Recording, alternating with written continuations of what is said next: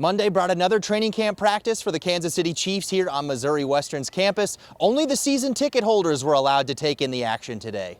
They watched an aggressive Kansas City defense Monday morning, popping the ball out and forcing turnovers all practice.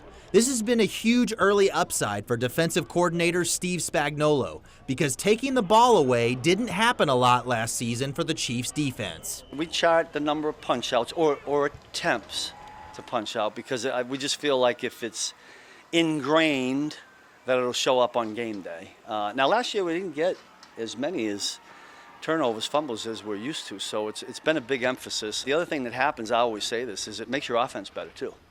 Because if they know our guys out there are going to be doing this, then they're going to tend to be high and tight. Big names like L'Jarius Sneed, Mike Edwards, and Willie Gay Jr. are all gone this year on the defensive side. But fourth-year linebacker out of Missouri, Nick Bolton, believes that others will step up this season to fill in for their loss and start to build a new identity. Personality changes year to year. We got a lot of guys that have been waiting to thrive in these moments.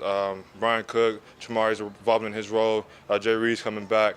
We got Drew that came back from last year. Leo's kind of emerging as one of those guys, being a little bit more vocal as he gets more comfortable. So I think it takes a little bit of everybody to kind of build a personality of a team, and I kind of think that's what training camp's for.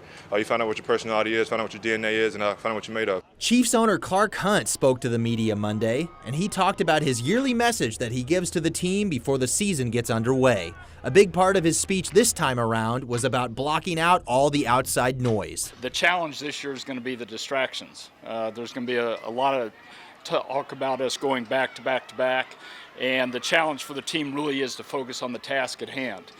Here at training camp, that's the next practice. Here in a few weeks, that's going to be the Baltimore Ravens, and we really have to be in the present if we want to have a chance to achieve our long-term goals. And just as the old saying goes, this team is trying to get 1% better with each passing day. We'll have more coverage from training camp throughout the week, but for now, reporting from Missouri Western's campus, Brett Kennedy, KQ2 Sports.